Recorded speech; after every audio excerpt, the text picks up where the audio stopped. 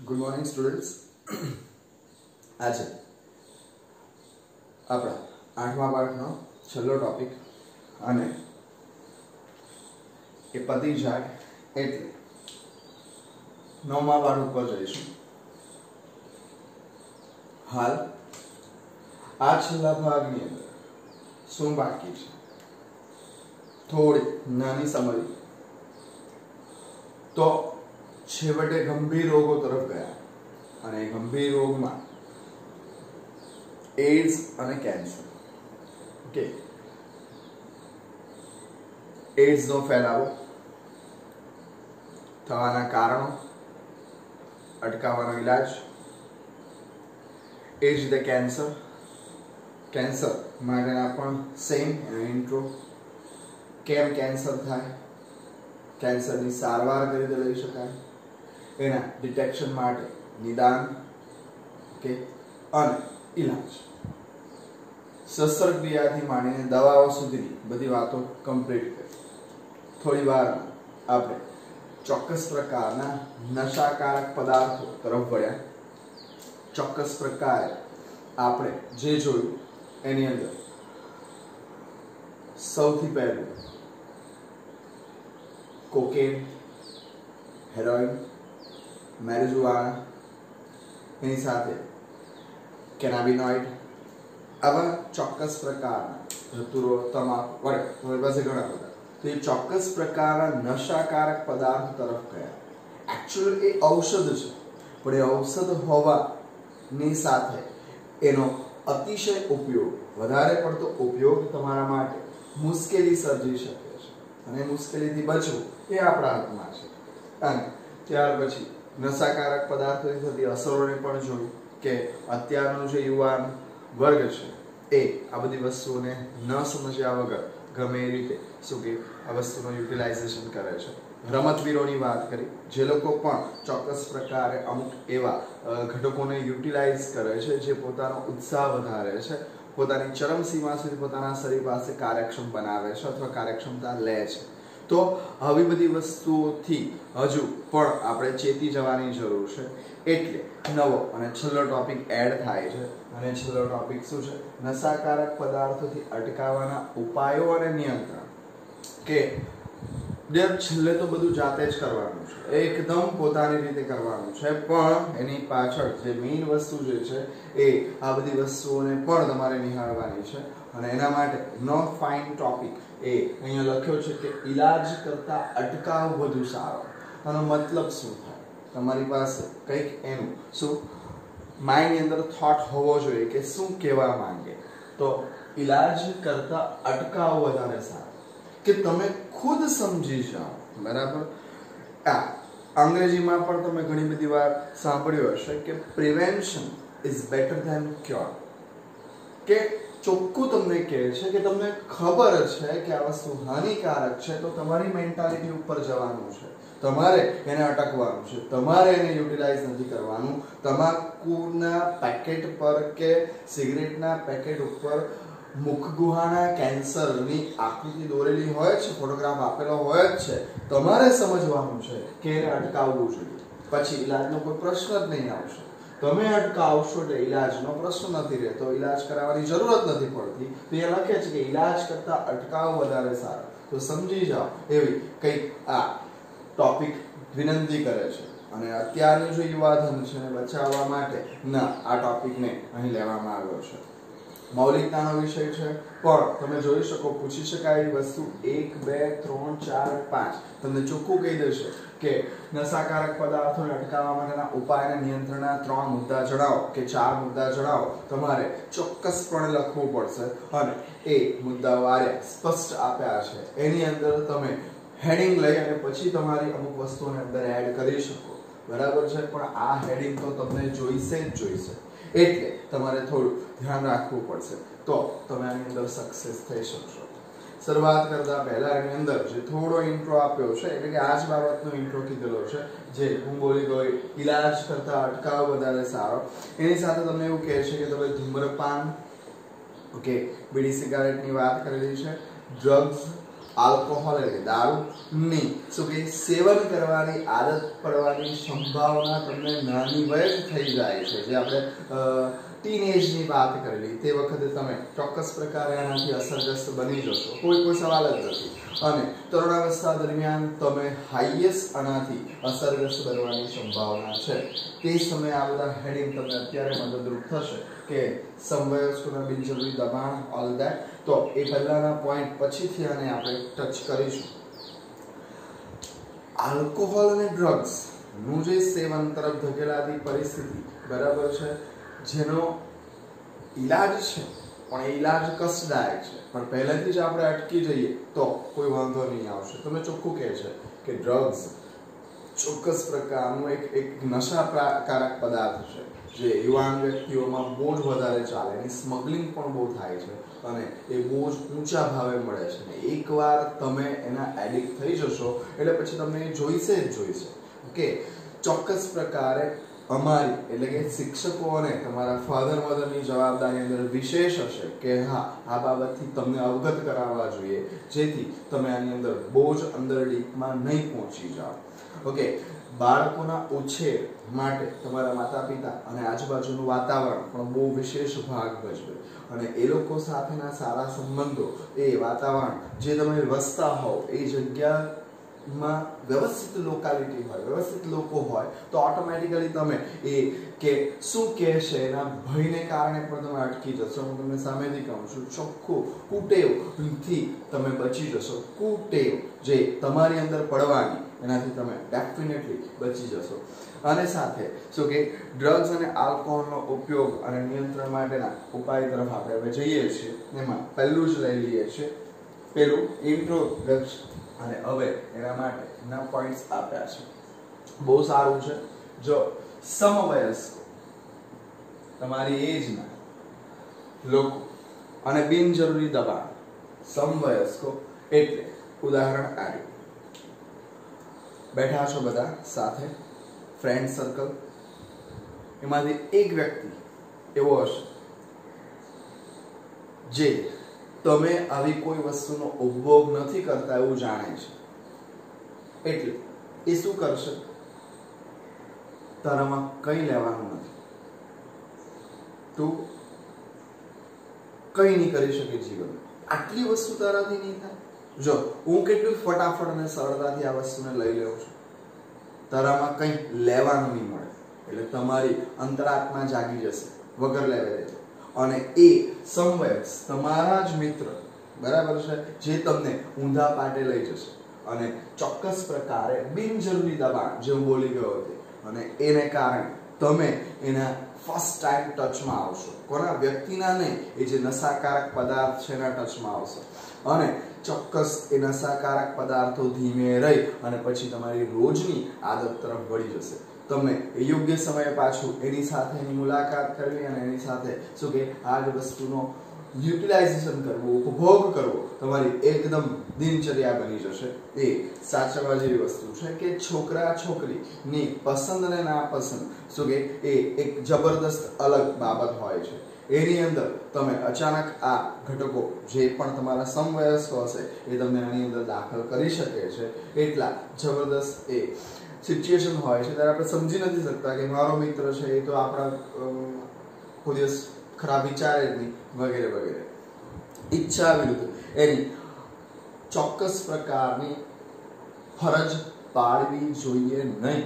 એને ઈચ્છા જ નથી છતાં પણ શું કે બિનજરૂરી દબાણ કરવા લાગશે. તો એ બિનજરૂરી દબાણથી શું કરવાનું છે? દૂર રહેવાનું છે તમારે. એ તમને ગમે એવા પ્રલોભન આપશે પણ તમારે, એ છોકરો હોય કે છોકરી હોય, એને આ વસ્તુથી દૂર જ રહેવાનું છે. એની ચોક્કસ પ્રકારની પસંદ નાપસંદને પણ માન રાખવું જોઈએ આપણે, તમારે, એ લોકોએ. તો આ સમવયસ્કોના બિનજરૂરી દબાણને તમારે વશ નથી થવાનું. એ લોકો તો બધી જ ઓફર કરશે, તમારે એની ચોક્કસ પ્રકારની ઓફરને નકારવાની છે, ના કહી દેવાનું છે, અવાઘટિત પાલન કરવાના નથી. અને ચોક્કસ પ્રકારે એ જ બાબતને તમારી અન્ય પ્રવૃત્તિ તરફ લઈ જવાનું છે, જેમ કે રમત ગમત છે કે અન્ય કોઈ તમારું હુનર છે એ તરફ તમારે આ વસ્તુને ડાયવર્ટ કરી દેવાની છે. એ જે કહે છે એ પ્રકારના નશાકારક પદાર્થોથી તો જ તમે દૂર થઈ શકશો. એટલે સમવયસ્કોના બિનજરૂરી દબાણથી તમારે શું કરવાનું છે? દૂર રહેવાનું છે. એટલે જો એકવાર ફેરવાયા એની જે બધી ટોન્ટ મારવાની આદતો પ્રમાણે તમે ચાલવા ગયા તો તમે આવા ઊંડા ખાડામાં પડવાની શક્યતા છે. એકવાર ગયા એટલે પછી પાછા નીકળવું થોડું અઘરું છે. બીજું, અમારા પક્ષે આવી જાય છે, તમારે એમાં બહુ ચિંતા કરવાની જરૂર નથી. જે હું અત્યારે આપી રહ્યો છું તે તમને અત્યારે તમારી સામે આપી રહ્યો છું તે શિક્ષણ અને યોગ્ય શિક્ષણ અને પરામર્શ, ગમે એવું નહીં, એકદમ પરફેક્ટ તમને માહિતી મળવી જોઈએ કે ના ના આ વસ્તુ બહુ સાચી છે. આપણા દેશની કરોડતા જ એ છે કે આપણે ત્યાં બધા અજ્ઞાની અથવા આપણે કહીએ કે અભણ લોકો અથવા સાક્ષરતાનો અભાવ હોય એવા લોકો. કારણ કે તમે અનુભવો છો કે મોટે ભાગને તે આપણી પરિસ્થિતિ, આપણા દેશની પરિસ્થિતિ, આજુબાજુની પરિસ્થિતિ તમે ઓબ્ઝર્વ કરતા હશો. નાના બાળકો આર્થિક મુશ્કેલીને કારણે, છતાં ગવર્મેન્ટ ફ્રીમાં ભણાવે છે, પણ આર્થિક મુશ્કેલીને કારણે એમને પણ ભણવાનું ગમતું નથી. અને જે ખરેખર શિક્ષણ આપવાની જ્યારે જરૂરિયાત હોય છે, મેળવવાની જ્યારે એ લોકોની વય હોય છે, તે સમયે એ લોકો શિક્ષણને છોડી દે છે. અને એને કારણે આ શિક્ષણ અને પરામર્શન એ સમય દરમિયાન એ લોકોને મળતું નથી. ત્યાં કહે છે કે શું કરવાનું છે? તો ઉપાય અને નિયંત્રણ. તો ઉપાયમાં શિક્ષણ સારું આપવાનું છે. પણ મારી તમને સામેથી વિનંતી કે ભાઈ જે સમય દરમિયાન શિક્ષણ મળવું જોઈએ ત્યારે એ લોકો છોડી દે છે. અને જેને કારણે લોકોમાં ખોટી ખોટી ભ્રમણાઓ પેદા થાય છે. પછી જાતિજાની દ્રષ્ટિએ હશે એટલે કે તમારી જે થર્ડ લેસન છે એની જે અગત્યતાઓ છે એ પણ એ લોકો નથી સમજી શકતા. જાત જાતની ભ્રમણાઓ તૈયાર થાય છે. લોકો કોઈ ફિઝિક્સના કે કોઈ કેમેસ્ટ્રીના નિયમોને નથી સમજી શકતા. જે આપણા જીવનના ક્રમમાં અપ્લાઇડ નોલેજ છે એ વસ્તુ નથી મળી શકતી. તે બધી વસ્તુ મળવી જોઈએ. એટલે શિક્ષણ અને પરામર્શ આ બાબતમાં બહુ જરૂરી છે. અને એ ચોક્કસ સમસ્યાઓ, હવે ટોપિક પર સમસ્યાઓનો સામનો કરશે ત્યારે મેન્ટલ સ્ટ્રેસ અનુભવશે તો શિક્ષણ દ્વારા એને સારો ગાઈડ કરી શકશે. નિરાશા, અસફળતા અત્યારનું છે એક સેલિબ્રિટીનું ઉદાહરણ છે. નિરાશા અને શું કે અસફળતા જિંદગીનો એક ભાગ છે. એની સમજ આપવી જોઈએ કે હા એ તો થશે જ થશે. એમાં એવું નથી કે એવરીડે એકદમ હાઈ સ્પીડમાં અને સારી ગતિએ તમે જતા જ રહેશો.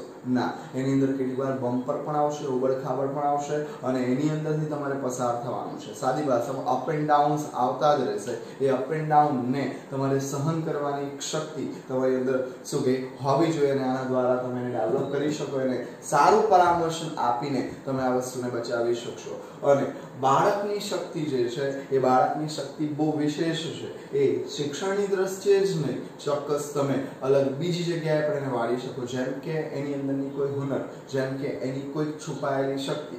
રમત ગમત તો છે, તે સિવાય કેટલાકને ગ્લાસ પેઇન્ટિંગ, કેટલાકને ક્રાફ્ટ, કેટલાકને સંગીતની અંદર ધૂનો બનાવવી, હવે બહુ બધી જાત જાતની એ લોકોની અંદરની પ્રતિભાઓ છુપાયેલી હોય તો એના તરફ પણ તમારે એમને વાળવા જોઈએ. એટલે એ પણ તમે આ વસ્તુઓથી શું કે ઉપાય અને નિયંત્રણમાં શિક્ષણ અને પરામર્શન દ્વારા એ લોકોને ગાઈડ કરી શકશો. નેક્સ્ટ, માતા પિતાને સમવયસ્કોની મદદ લેવી. Yes, true. આ મેઇન વ્યક્તિ. પણ તમે લોકો તો માનતા નહીં હોવ ને. તમે લોકો તો એવું જ વિચારે કે એ લોકોને શું સમજ પડે. તમારા મેન્ટલ કન્ડિશનની વાત કરું છું. તમે તો એવું વિચારે કે મા બાપને શું સમજ પડે, વી આર સ્માર્ટ, અમે જેટલા સ્માર્ટ છે એવા એ લોકો નથી. બરાબર? તો એજ ડિફરન્સ અને એજ ગેપ તો રહેવાનો જ રહેવાનો. પણ એનો મતલબ એમ નથી કે તમારે એ લોકોની અવગણના કરવી. એ લોકો જે પણ કરશે એ સારું કરશે, તમારા લાભ માટે કરશે. જરાક પણ સ્વાર્થી નથી આ લોકો. અને એ લોકો તમને બચાવવાનો જ પ્રયત્ન કરશે. એ લોકો તમને નેગેટિવ જગ્યા ઉપર ક્યારેય નહીં જવા દે. અને બીજું, સમવયસ્કોની મદદ લાગી એટલે તમારા જે થોડા નજીકની ઉંમરના અથવા તમારી સાથેના એ લોકોને શું કે વિશ્વાસ રાખીને તમારે ચાલવાનું છે. તમને પણ મદદ મળી લે.